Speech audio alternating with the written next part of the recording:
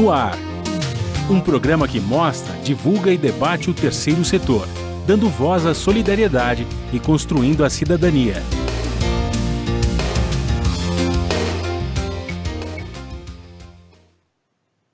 Olá, bom dia. Eu sou Joel Scari e começa agora o Observatório na Brasil Atual, um programa do Observatório do Terceiro Setor. Amanhã, sexta-feira, 20 de novembro, é o Dia da Consciência Negra. A data faz referência à morte de Zumbi, líder do Quilombo dos Palmares, e promove a discussão sobre o racismo, discriminação e a desigualdade racial presentes na vida de milhões de brasileiros. Segundo dados do IBGE, o Instituto Brasileiro de Geografia e Estatística, os negros são a maioria da população brasileira. No país, as pessoas se declaram 18,2 milhões como pretas e 98,7 milhões pardas.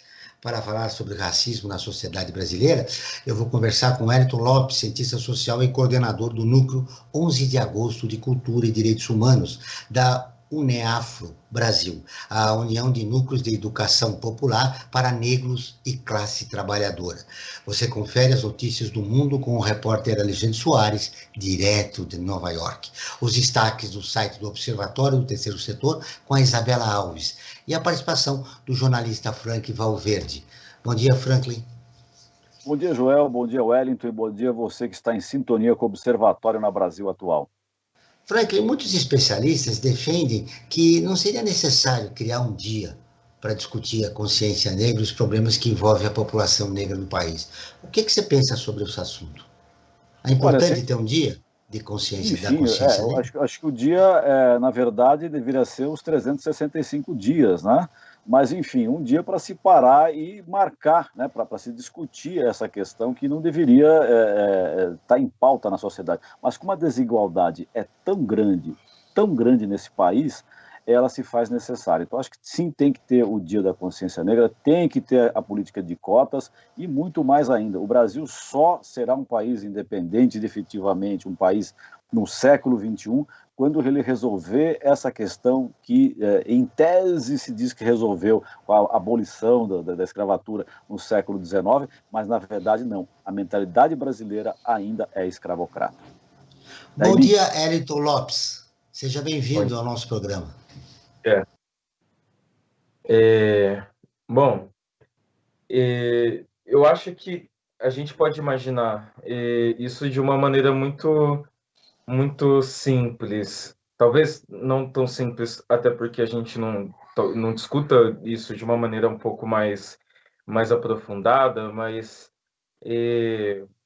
a gente pode pensar a importância de um dia, imaginando como eles chegam a existir, qual é a finalidade de uma data comemorativa, por exemplo.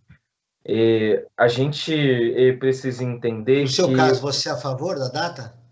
Sou a favor da data, mas sou a favor da data entendendo um processo muito específico de formação da ideia de que se haja uma data comemorativa. A formação dos Estados nacionais e dos Estados-nações, ela tem um período curto na história. É um período recente, se a gente for pensar que se inicia durante o século XIX, se formaliza no século XX e tecnicamente se perde enquanto um conceito com a globalização, né? Mas no século XIX, de 1830 a 1880, a gente tem a formação da ideia de uma identidade nacional baseada num mito de origem, de fundação dessa sociedade nacional. Porque até aquele momento a gente vai ter vários grupos racializados que não pertencem a uma comunidade nacional constituída e organizada por um Estado nacional, que enxerga essas pessoas que ocupam esse território enquanto a sociedade civil, cidadãos livres e com direitos e etc. Tanto que a partir desse teu raciocínio, Wellington, você também concorda, pelo menos por um período, com o sistema de cotas? Sim, sem dúvida. Mas sem prolongar muito, o que eu quero dizer é que, bom, a gente tem uma ideia de identidade nacional que referencia e que localiza o Brasil em um lugar da história. É por isso que a gente tem o dia cívicos, né, que comemoram, por exemplo, a independência do Brasil, a gente comemora a proclamação da República, a gente vai comemorar datas religiosas também, e essas datas, elas têm um lugar na consciência nacional, numa ideia de comunidade política nacional que se localiza em algum lugar na história, em algum momento dessa história da nacionalidade brasileira, e que constitui a gente enquanto povo. Então, o Dia da Consciência Negra, ele também cumpre essa finalidade. Ele localiza na história um povo em um determinado momento histórico que referencia o lugar de desenvolvimento da história do Brasil. Zumbi dos Palmares não foi apenas um líder de um quilombo, mas ele é uma referência de identidade nacional que referencia o Brasil na história e que cria uma ideia de comunidade política compartilhada no nosso território. E aí eu acho que os dias que comemoram essa ideia de identidade nacional tem muito a cumprir com essa finalidade.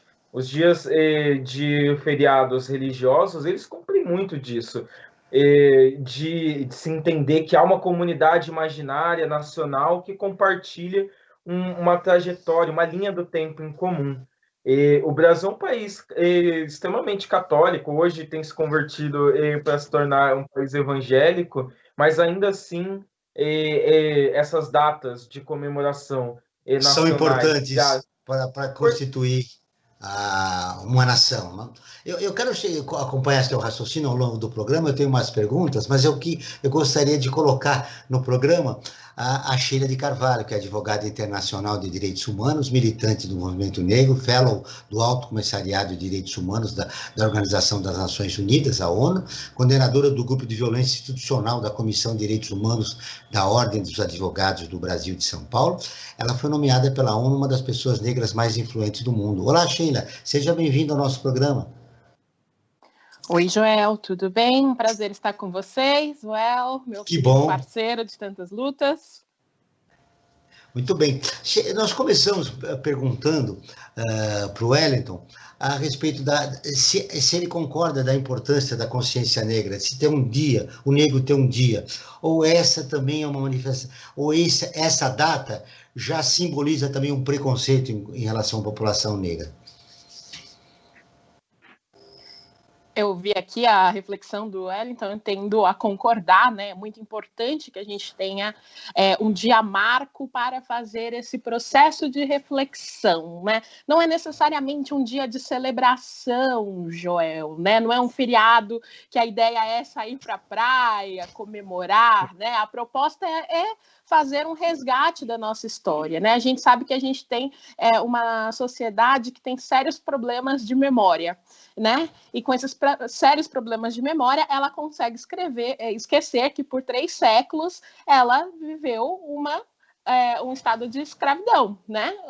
Pessoas negras foram escravizadas no Brasil por mais de 3 séculos. Isso deixa lacunas até hoje, até porque, né, sustado ali legalmente, formalmente, o período de escravidão, o que a gente viu foi uma ausência completa e absoluta de qualquer tipo de política institucional, né, ou ação da sociedade da época, com a perspectiva de criar ou, de fato, conceder a cidadania às pessoas negras que tinham sido escravizadas, né? Não era essa a intenção, nós observamos isso muito bem. Demorou mais de um século depois da escravidão para que políticas de ações afirmativas fossem criadas. As primeiras políticas de ações afirmativas no Brasil surgem na década de 90, ou seja, né, um período muito recente na história, por mais de 400 anos aí, que a gente ficou numa situação de exploração muito forte, né?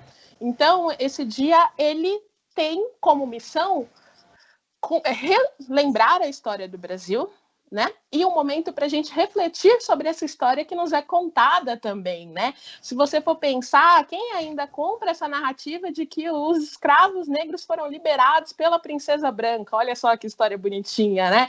Chegou uma princesa branca ali e liberou os escravos da situação de escravidão. A nossa história de resistência ela é constantemente apagada, e por isso que a gente celebra Zumbi dos Palmares, né? Por isso que a gente tem o Dia da Consciência, para também relembrar quem foram de fato aqueles, né, que lutaram pela liberdade, pela emancipação da população negra no Brasil. Então, mais do que um momento de resgatar a história, é um momento de reavaliar a história que nos foi contada também, né? E a gente conseguir expandir esse conhecimento acerca da nossa história.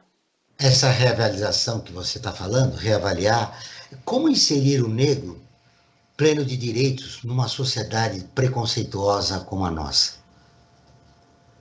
O racismo estrutural ele é um problema de todos, né? Primeiro, eu acho que é importante dizer isso. A gente não está falando que é uma agenda somente de pessoas negras. Só as pessoas negras têm que combater o racismo. Não, muito pelo contrário. A gente só vai conseguir combater o racismo quando a gente tiver o engajamento de várias cores, várias etnias, né, para o enfrentamento disso. O racismo ele se dá, né, de uma forma muito mais acentuada à população negra, mas a gente também tem a população indígena, enfim, que sofre também as consequências de uma sociedade racializada e com ânimos de supremacia branca, né, que é o que a gente tem visto até hoje. Então, a luta é para que a gente, fazendo as pazes com a nossa história, né, e observando a nossa história, a gente evite que certas práticas sejam repetidas e a gente consiga superar a desigualdade hoje existente, porque a desigualdade socioeconômica que a gente vive hoje no Brasil, ela é totalmente vinculada a esse período de escravidão, né, e por todas as políticas de privação de acesso de direito e acesso à cidadania que a gente vivenciou no pós-escravidão também, né? Então, muitas vezes o que a gente está falando é algo básico de conceder a cidadania. Uma das coisas que eu sempre chamo a atenção, sabe quais foram as primeiras políticas criadas? Desculpa, cachorro. Aquela coisa de home office, né? Ele está participando também da entrevista, Sheila. Né? Eu espero que ele concorde com as suas opiniões. Às vezes, nem sempre. Enfim, mas eu sempre gosto de destacar que... Calma aí, só um segundo.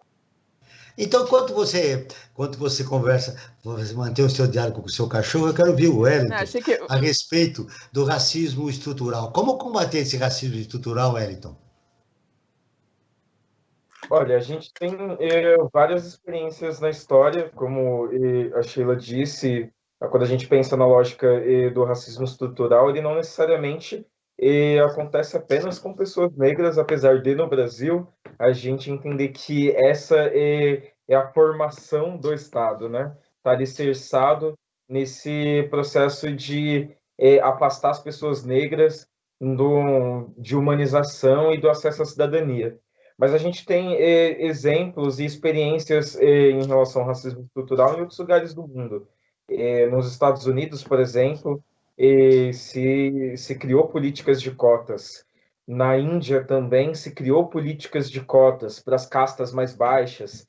E há vários processos de mobilizações em vários lugares do mundo em que minorias politizadas, não minorias em número necessariamente, mas minorias políticas, em que não se versa sobre o direito da sua comunidade, e não só não se versa sobre o direito da sua comunidade, mas não consegue se reivindicar a cidadania para sua comunidade política, se reivindica processos de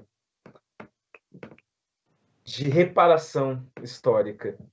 E essa reparação se alicerça num lugar muito comum de se pensar cidadania e humanidade para cada grupo e comunidade política, porque a gente imagina que viver na democracia é viver numa cidade cosmopolita, né? E uma cidade cheia de diversidade, uma cidade onde há trocas culturais, intercâmbios culturais, linguísticos, de gênero, de lugar de origem.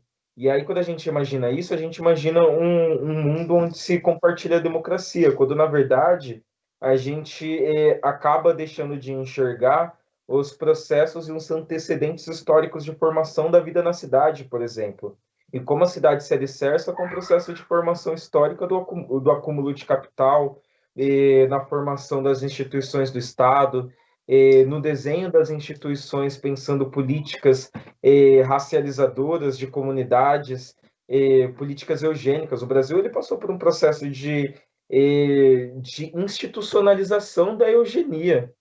Durante da passagem para o século XIX para o século XX, a eugenia, que era tida como ciência, e uma ciência em que a raça era o centro do desenvolvimento humano, político, social, cultural e intelectual, artístico e etc. Tudo que a gente possa imaginar que localiza determinada sociedade num processo civilizatório estava ligado a esse processo de aperfeiçoamento da raça, por exemplo.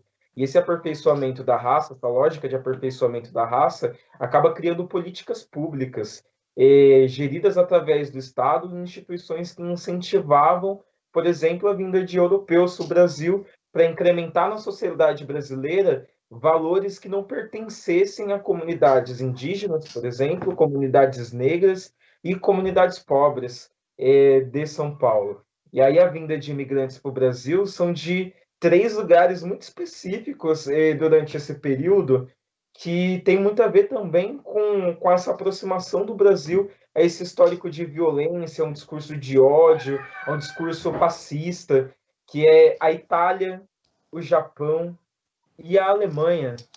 São de onde vem mais imigrantes durante esse período. E são lugares em que a gente sabe que vão estar, são os países do eixo, na Segunda Guerra Mundial. E aí é uma longa tradição de preconceito em relação à raça negra. Eu queria ouvir agora a Sheila. A pandemia impactou a vida de milhões de brasileiros, Sheila, sobretudo a população negra. Que políticas públicas serão necessárias para atender, emergenciais, para atender a população de baixa renda, sobretudo a negra, que perdeu seu trabalho, que não conseguiu se reinserir no mercado de trabalho, pelo contrário, perdeu sua vaga? O que nós precisamos fazer para minimizar esse problema, Sheila? Estava no mudo aqui, perdão. Então, esse é das coisas que a gente mais chama atenção nesse momento, né? A pandemia, ela tem, por muitos falam, né? A pandemia tem ânimos democrático, porque atinge a todas e todos, mas essa é mais uma das falácias, né? Porque a gente sabe que atinge pessoas... O que você está falando é que a pandemia tem cor. A pandemia tem cor, né? E a pandemia tem classe. A pandemia, ela tem impactos sanitários, sociais e econômicos numa parcela muito específica da população, né? A gente tem um problema muito sério, Joel, de dados, os dados raciais da Covid, né? Teve um momento que o governo federal parou de computar isso, mas no momento que, enquanto eles estavam computando, a gente sabia que a letalidade era de 5-1, ou seja, negros tinham 5 vezes mais chances de morrer pela Covid, morriam 5 vezes mais pela Covid do que a população branca. Isso é muito sério, né? Isso também faz parte de uma política de genocídio do governo atual, né? Que coloca aí um alvo muito certo ali em quem vai morrer e tratou a pandemia com um descaso que foi tratado, né? Então, esse descaso sanitário de atuação em relação à pandemia é muito relacionado à política de morte à população negra hoje vigente no nosso país, né? Uma política de deixar morrer, né? Exatamente isso que a gente está vivenciando hoje. Então, a pandemia ele acabou se tornando mais um instrumento aí no processo de extermínio da população negra, e para além da morte em si, né, para além daqueles que estão morrendo por conta do vírus, né, a gente não pode deixar de destacar a quantidade absurda de mortos que a gente tem no Brasil hoje pela Covid, ainda tem as consequências econômicas da pandemia, né, que foram sentidas de forma muito mais grave, muito mais violenta pela população negra, que é a população que está em maior situação de vulnerabilidade socioeconômica no Brasil, né? Então, a gente vai vir para um processo de recessão econômica muito difícil. A gente sabia que eram as pessoas negras que estavam ali liderando os índices de desemprego, liderando os índices de empregos informais, né, ocupações informais, e são essas que estão sofrendo aí as consequências imediatas de uma pandemia. Enquanto a gente vai cerceando dentro dos espaços institucionais qualquer possibilidade de fazer uma discussão real sobre a proposta de uma renda básica universal, porque o auxílio emergencial, ele não vai ser suficiente, né? Ele foi muito importante, foi uma medida importante. Agora a gente precisa pensar na continuidade dessa política para o processo de recessão econômica que a gente vai vivenciar, que vai ser sofrido de forma muito mais violenta pela população negra. Vamos ouvir agora a Rádio ONU, parceira de conteúdo do Observatório do Terceiro Setor, com a matéria: a pandemia aumenta casos de fome e movimento de deslocados em todo o mundo.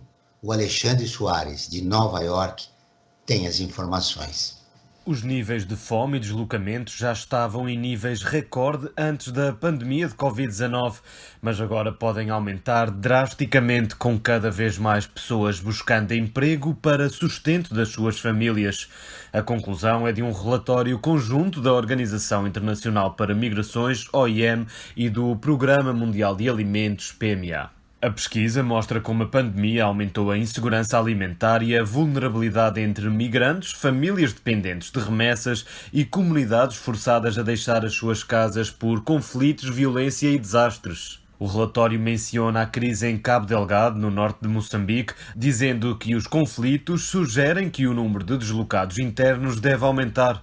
Também realça a turbulência política e económica na Venezuela, que já causou o deslocamento de mais de 5 milhões e 400 mil pessoas, com a maioria se abrigando em países vizinhos como o Brasil e Colômbia. As duas agências apelam à comunidade internacional para garantir que todos os esforços sejam feitos para limitar o impacto imediato sobre os mais vulneráveis, garantindo investimentos de longo prazo que garantam um caminho para a recuperação.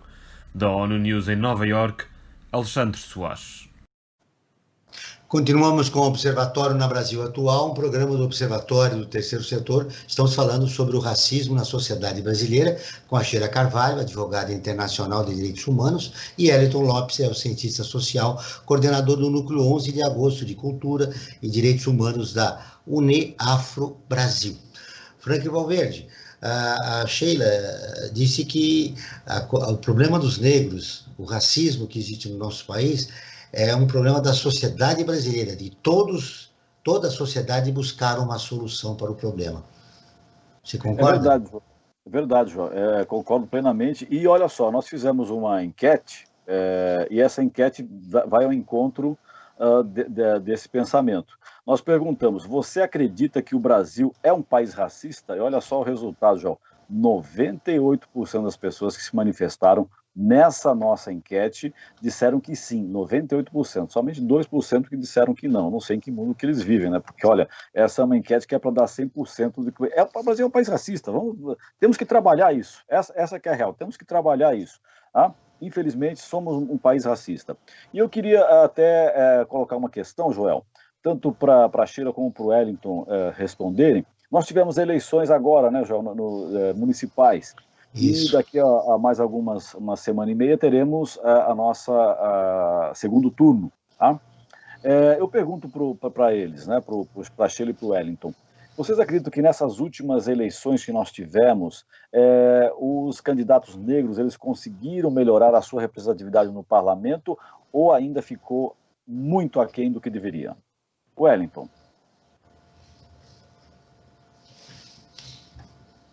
Olha, eu acho que precisa terminar a apuração em todos os lugares. Não sei se já terminou, e se todos os dados dos candidatos que foram definitivamente eleitos já estão disponíveis. Eu estou esperando, por exemplo, uma das nossas candidatas, que é a candidata da UNEAFRO, do Quilombo Periférico, Elaine Mineiro, representando uma candidatura coletiva. A gente está esperando. O El acabou de confirmar. Foi eleita? Acabou de confirmar. Acabou de. Ai, desculpa, gente. Que bom. Que a gente é ótimo. E a partir disso, Wellington, que bom. Ela está eleita. É a candidatura do Movimento Negro. Que bom. Agora estou até sem jeito. Eu acho Que bom, tipo, né, Elton? Acho que a gente, de 2018 para cá, a gente teve uma experiência muito positiva a partir de pensar, por exemplo, qual é o papel das pessoas negras dentro dos partidos em candidaturas majoritárias, ou seja, aquelas candidaturas que importam para o partido. E aí, nesse sentido, são as candidaturas que vão ter mais grana do fundo eleitoral, são as candidaturas que vão ter mais base, são as candidaturas que vão dialogar mais com os eleitores. E geralmente as candidaturas negras eram coadjuvante do processo político, né?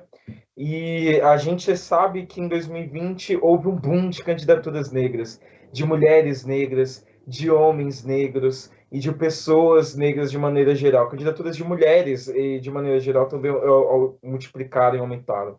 Candidaturas até para o pleito de disputar candidaturas para o executivo de cidades, tinham lá na chapa uma vice negra, uma pessoa negra e na disputa junto para pleitear esse mandato. Eu acho que é inevitável hoje, e seria um grande problema político hoje pensar candidaturas que não se tenham representação de pessoas negras ou que não se pensem no problema do racismo estrutural, justamente porque a gente entende hoje, justamente pelo trabalho do movimento negro, pelo trabalho constante, contínuo, o trabalho incansável do movimento negro, não só de denúncia, mas pela construção de um país definitivamente democrático. Se o Brasil hoje definitivamente caminha para a disputa eleitoral por democracia, é porque o movimento negro tem trabalhado para isso. O movimento negro protagoniza esse processo. E o movimento negro, sem dúvida, hoje é uma das bases mais fortes, e se não a mais forte, e a que movimenta a esquerda hoje no Brasil. O movimento negro, através das estruturas partidárias, tem construído candidaturas importantíssimas. A gente tem agora a Elane Mineiro, eleita pelo Quilombo Periférico. A gente tem a Erika Hilton, mulher trans, eleita a vereadora na cidade de São Paulo.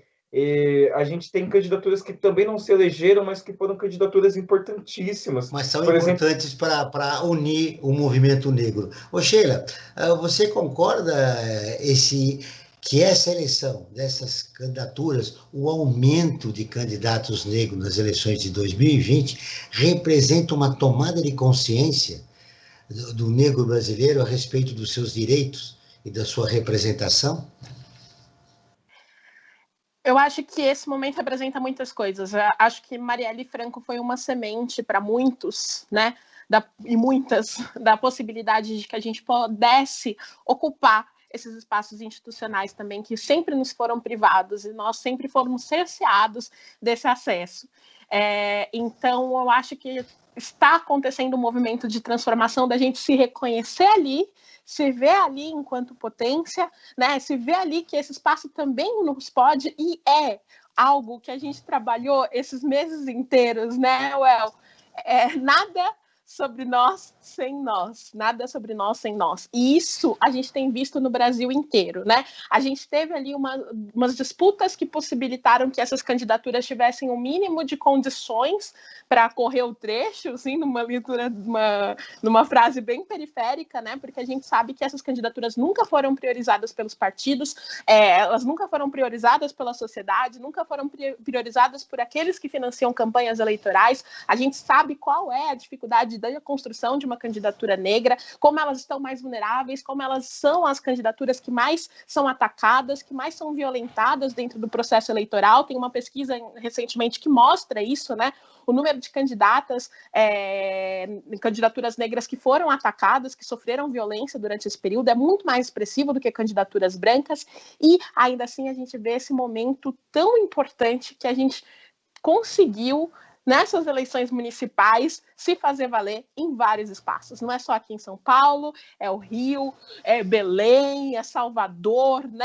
A gente está em todos os lugares, temos representação em todos os lugares. Foi bonito de se ver, assim. E mais do que isso, não ver só candidaturas negras avulsas, né? Candidatos negros que não representam aí a luta antirracista, ver candidaturas negras que vêm do movimento negro, que são soldados do movimento negro, né? E que vão levar o movimento negro para dentro das institucionalidades, né? Então, esse é um momento realmente muito bonito que a gente está vivendo. Vocês ainda pegaram a gente num lapso aqui da emoção do dia que não estávamos esperando. Eu estou aqui com ela também, tentando centrar aqui, né, no nosso debate, mas assim, foi muito emocionante. Está sendo muito, muito, muito emocionante. Muito que bom, emocionante. vocês estão escrevendo um outro capítulo da história do movimento negro, na sua inclusão, né, inserção na política brasileira. Isso é fundamental para a gente acabar com o racismo estrutural.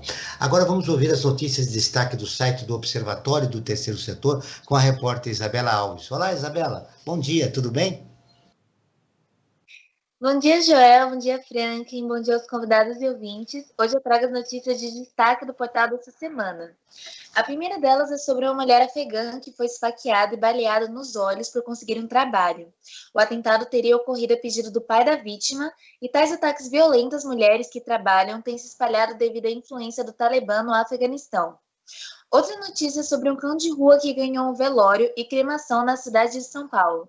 O cão Black foi velado no Pet Memorial, em São Bernardo do Campo, São Paulo. O pequeno animal vivia em uma arruela na cidade, tendo toda a comunidade como dono. E para encerrar, nós temos a notícia de que Los Angeles construiu a maior ponte para proteger animais do mundo. A construção vai permitir que os pumas que vivem ao redor atravessem a rodovia sem correrem risco de atropelamento.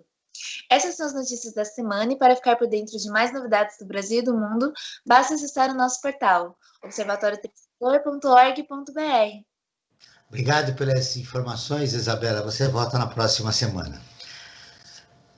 Franklin Valverde, pelo que nós ouvimos, pela emoção dos nossos dois convidados, a Sheila e o Wellington, o movimento negro está escrevendo um novo capítulo, né, na história do país. É verdade, Joel, isso é importantíssimo que aconteça isso, porque nós vamos reconstruir esse país aqui, né? Esse país precisa ser repassado a limpo, né? Da forma como ele vinha sendo conduzido até hoje, e em 18 foi essa catástrofe que nós vimos em termos eleitorais, né? Vamos esperar que agora, a partir de agora de 2020, a gente consiga retomar e reconstruir esse país em outras bases, ou colocá-lo ele efetivamente no século XXI, tá? Porque tem muita gente tentando fazer com que o país volte, o país regrida, que vá para o século XX, e alguns até pela mentalidade deles, até para o século XIX, o que é um absurdo para os dias de hoje. Joel, eu queria aproveitar que você já me chamou também e dar duas informaçõezinhas importantes para os nossos e para as nossas ouvintes, né? Nós estamos agora com o número de WhatsApp, que é o nosso canal aberto com você que nos segue e você quer mandar um recado aqui para nós, ou fazer uma sugestão de pauta, uma pergunta para ser introduzido nos nossos programas. O nosso WhatsApp é o prefixo 11 98851 2317, 98851 2317, prefixo 11, que é aqui de São Paulo. E também, Joel, se você me permite, eu quero falar sobre o Observatório em Movimento. Claro. Que é a nossa nova campanha, né, a campanha do Observatório em Movimento, que é uma iniciativa que tem o objetivo de apresentar a todos e a todas informações, dicas e sugestões de especialistas de várias áreas do conhecimento, né, de como nós podemos melhor viver essa etapa de pós-pandemia. Apesar da Covid estar aí ainda, né? Mas as coisas já começam a encaminhar para um outro caminho, né? Então, como é que a gente vai viver nessa nova situação? E especialistas vão dar dicas e apontar possibilidades que todos e todas poderão seguir. Para isso, eu convido que acompanhe-nos, né, nos acompanhe em nossas redes sociais, né, Observatório em Movimento, no www.observatório3setor.org.br e nos acompanhe nas nossas redes sociais, facebook.com/Observatório 3 Setor, Instagram, @Observatório 3 Setor, e no YouTube, youtube.com/Observatório 3 Setor. Eu queria reinserir uma questão também, Joel, tanto para a Sheila como para o Wellington. Que eles falassem um pouco, isso foi falado de uma certa forma rapidamente, mas que eles falassem um pouco sobre o sucesso da política de cotas. Ela que sempre foi tão criticada desde o momento que ela foi instalada, e nós vemos nos dias de hoje que ela foi uma iniciativa de sucesso. Que eles falassem um pouco sobre isso, que essa é uma iniciativa que ela tem que continuar ainda, né, e que foi vitoriosa, ela teve sucesso. Sheila, o que você acha da política de cotas, o sucesso que ela tem obtendo nos últimos tempos aí? Essa pergunta é muito importante porque a gente vai passar por um processo de revisão das políticas de cotas agora em 2021, né? A gente tem aí alguns anos de políticas de ações afirmativas que foram criadas, primeiro para o ingresso na universidade, depois para o ingresso nas carreiras do servidor público federal, né? E outros espaços que foram, enfim, né, desenvolvidos aí, outras políticas para fazer com que isso é importante. Essas políticas ainda são extremamente necessárias, porque a gente ainda tem uma situação de desigualdade muito forte, muito latente, muito díspare, né? E é importante, inclusive, que a gente faça uma expansão dessas políticas de ações afirmativas para outros campos também. A gente viu o impacto que foi isso nas universidades. Pensa o que eram as universidades antes dessas políticas de ações afirmativas e o que são agora, né? A diversidade que a gente vê dentro das nossas universidades, especialmente as universidades públicas, universidades federais. A gente tinha situações universitárias aqui, que era como se o assento naquela universidade passasse por testamento, né? Fosse hereditário, assim, uma coisa muito louca que acontecia. E a gente tem visto aí que isso não prospera mais, né? Graças a essas políticas de inclusão. Então, elas ainda são necessárias, as políticas de ações afirmativas presumem-se ser temporais, né? É o que eu sempre falo, a característica da temporalidade da cota, da temporalidade da ação afirmativa, ela é uma característica inerente à política, porque ela só vai ser necessária enquanto a situação de desigualdade existir. Quando a gente tiver uma situação mais paritária, ela não vai ser mais necessária e aí ela pode ser retirada. Agora, enquanto isso não acontecer, enquanto a gente viver a desigualdade que a gente vive, né, a desproporcionalidade frente à população brasileira do que é essas políticas de cotas, então elas vão ter que acontecer, são extremamente necessárias ainda. Sheila, eu quero agradecer a sua presença no nosso programa. Você já tinha um outro compromisso, mas deu uma entrevista aqui para o nosso programa. Para finalizar a sua participação, você está vivendo a emoção de colocar uma ou duas candidaturas, né, do movimento negro, né, aqui em São Paulo, né, eleitos vereadores na cidade. Eu queria a tua opinião a respeito do negro na pós-pandemia. Apesar desse entusiasmo, há um longo caminho a ser percorrido. A sua visão para encerrar a sua participação aqui no nosso programa. A gente ainda tem muita luta, né? Ainda temos muito chão aí para caminhar, para superar o racismo que a gente vive, para permitir que a gente possa sonhar com uma outra sociedade. Pensa, Joel, que tudo que a gente faz hoje é apenas uma mera técnica de sobrevivência, né? Todas essas vitórias que a gente tem feito, tudo que a gente tem lutado, é apenas para garantir que a gente vai sobreviver. Mas isso não é suficiente, né? Porque a gente está falando de uma questão para além de sobreviver, para além de sobreviver, é a questão do bem viver, né? Para que a gente consiga viver com dignidade. Então, a gente ainda está numa situação muito ruim, que é questionar a nossa sobrevivência, viver sem medo de perder nossos filhos, nossos pais, nossos irmãos pela violência que nos acomete diariamente, viver sem medo de ser encarcerado por nenhuma razão, só porque é preto, né? Então, a gente ainda está nessa questão de sobreviver e ter acesso ao mínimo de cidadania, né? E a partir disso, num pós-pandemia ou num outro mundo possível, né? Quem sabe aí quando uma candidatura do movimento negro não for apenas uma candidatura, forem várias, múltiplas, né? E a gente estar nos passos de tomada de decisão, quem sabe a gente não pode discutir uma outra sociedade em que a gente consiga, mais do que sobreviver, viver bem. Você está convidada a participar do Observatório em Movimento, fazendo reflexões sobre a população negra no pós-pandemia. Muito obrigado pela sua participação. Sempre um prazer estar com vocês, gente. Muito obrigado pela sua participação. E um grande abraço a você, até uma próxima oportunidade, Sheila. Obrigada, até. Tchau. Essa foi a advogada internacional de direitos humanos, Sheila Carvalho, que participou do nosso programa. Nós continuamos com Elton Lopes, que é o cientista social, coordenador do Núcleo 11 de Agosto de Cultura e Direitos Humanos da Uniafro Brasil. Você também ficou muito emocionado, eu percebi aqui, com a eleição de um representante de um mandato coletivo na Câmara Municipal de São Paulo, Elton. Nossa, eu ainda tô demais. É uma luta, Olha, né? De quantos anos, Elton, essa luta? Que você está engajado no movimento negro? olha, eu sempre digo que desde quando eu me entendi como uma pessoa preta, assim. Mas eu acho que o momento, assim, que tudo faz sentido, E assim, demorou, você se sentiu uma pessoa preta não, no nosso país? eu acho que na escola já começa, assim, mas quando eu descobri que eu era uma pessoa preta foi ouvindo Racionais. O DVD Mil Tutas e Mil Tretas, que minha mãe tinha acabado de comprar na feira. Ela colocou no DVD em casa ainda. Ela tinha acabado de comprar um aparelho de DVD, a gente tinha uma fita cassete, era de fita cassete ainda. E ela colocou o DVD do Racionais, começou a tocar na música Negro Drama, no DVD, ele, antes dele falar, começar a cantar, ele faz um prólogo, né, da música. E aí ele começa a falar sobre o período de escravidão. E falando, mano, quem foi que fez tudo, tá ligado? Quem foi que fez isso aí? E por você ser preto, você tem que ser 2 vezes melhor. E aí, Ao vai longo passar. da sua vida, você sofreu muito preconceito?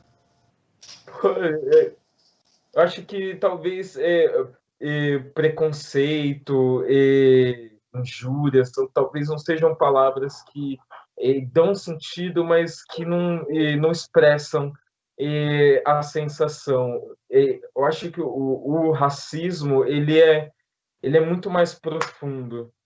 É uma sensação de que você não pertence a lugar nenhum.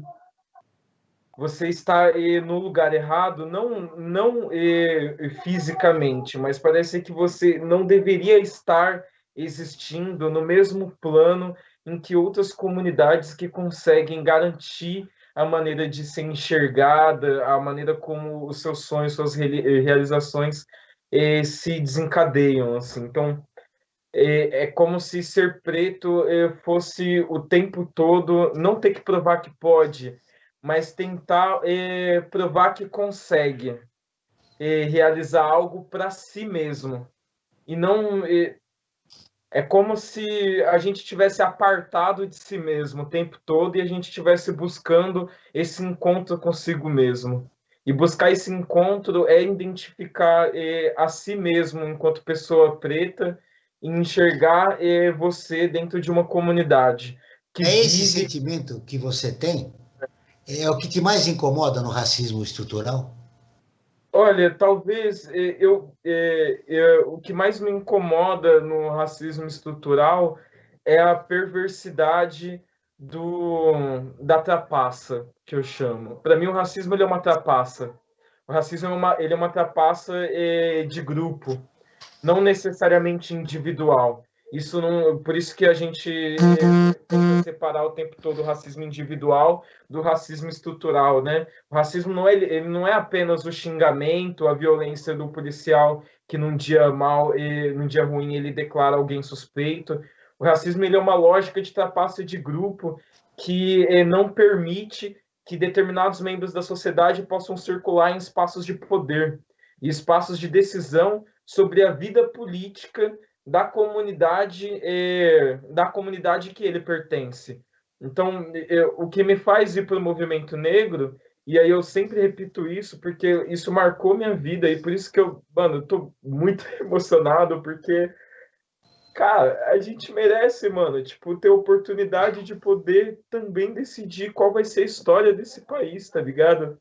A gente construiu tudo isso, a gente dedica nossas vidas todos os dias, como todo mundo. E a gente se ferra mais, tá ligado? Tipo, E falando em mano, ferrar mais, Wellington, O que você diria para o jovem negro da periferia que diariamente é morto pela polícia? Olha, 2012 eu tinha 14 anos, ia fazer 15, e 4 amigos meus foram assassinados na frente da minha casa. Eu e meu irmão, a gente saiu do lado de fora e a gente viu os corpos do Raimonde, do Denis e do Cipó empilhados na frente da casa do nosso bisavô, do lado da nossa casa. E um em cima do outro, com tiro no rosto, no peito, no pescoço, uma poça de sangue. Eles estavam abraçados, a roupa deles presa no portão. E aí, um tempo depois, saiu o pai do Estevam com ele no colo, e tinham entrado dentro da casa dele e atiraram nas costas dele, na frente do pai dele. E, cara, eu acho que se eu fosse dizer alguma coisa que, mano, a gente merece estar vivo, tá ligado? E que, como Racionais diria, vamos oferecer, tá ligado? O diabo, eu não sou cristão, mas o diabo consome tudo ao seu redor pelo rádio, jornal, revista e outdoor. Te oferece dinheiro em troca de fama. Eu não preciso de status nem fama. E eu acho que eu diria que a gente só precisa viver bem, tá ligado? Olha que dado importante, o Wellington e Frank Valverde. A polícia que mais mata em São Paulo é a que mais morre. Os policiais também são mortos. E a maioria dos policiais mortos são negros. Isso revela a lógica perversa do racismo estrutural. Ele não é uma lógica que identifica a pessoa pelo que ela faz, né?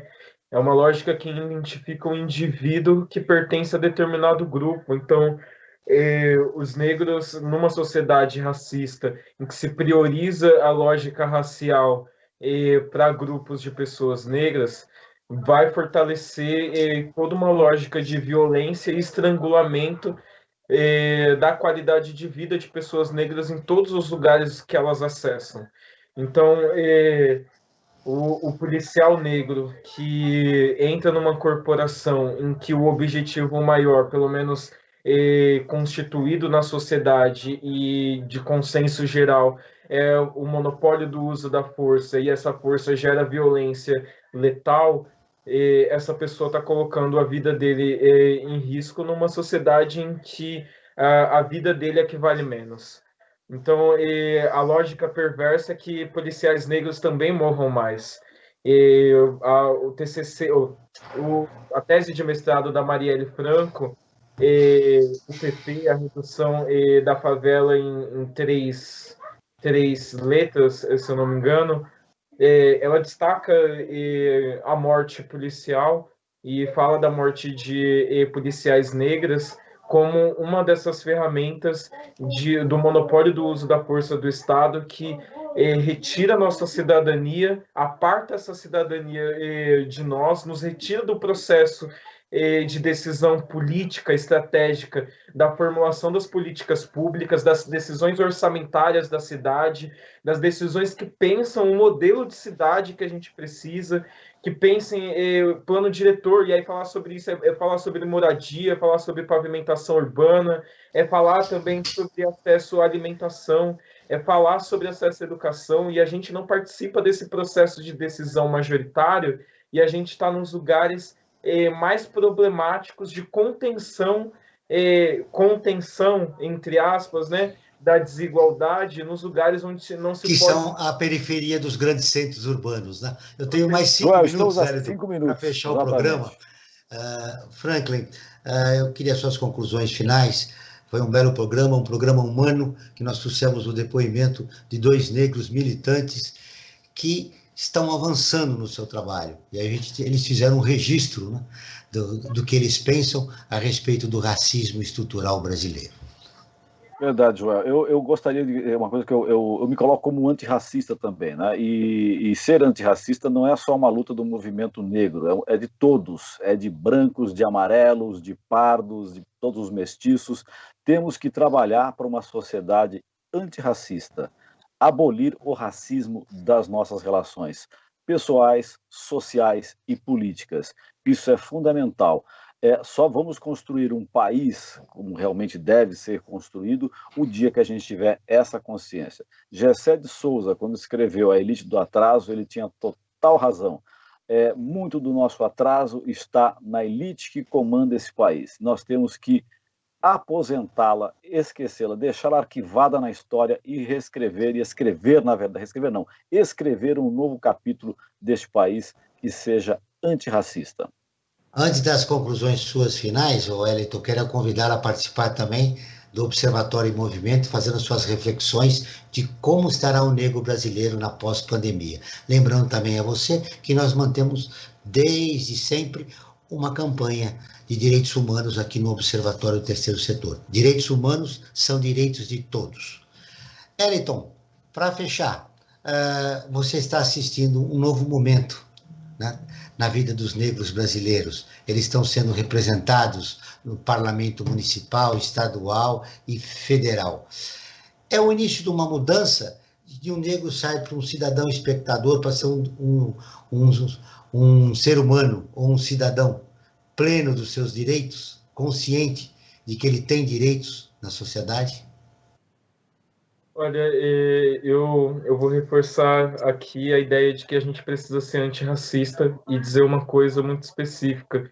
Ser antirracista não significa que raça deixará de existir, mas a gente vai passar a discutir muito mais sobre raça, entendendo que as diferenças raciais e de grupo, elas não precisam preservar lógicas de privilégio e trapaça entre grupos para a gente garantir uma qualidade de vida para todos. E os direitos para todos os cidadãos brasileiros. Falar sobre isso mesmo é falar sobre democracia, sobre direitos humanos, sobre o bem viver.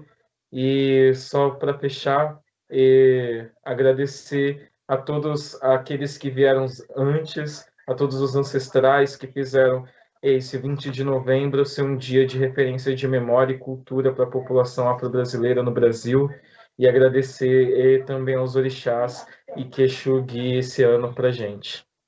O Observatório no Brasil Atual está terminando. Agradeço a presença de Sheila de Carvalho, advogada internacional de direitos humanos, e o Wellington Lopes, cientista social, coordenador do Núcleo 11 de Agosto de Cultura e Direitos Humanos da UNEAFRO Brasil. Esse programa foi produzido pela equipe do Observatório do Terceiro Setor. Na próxima terça-feira, às 9 horas, acompanhe nosso programa Brasil Cidadão, sempre com assuntos importantes da atualidade. E ficamos por aqui, sempre na luta por uma sociedade mais justa, solidária, sustentável e tolerante. Até o próximo programa.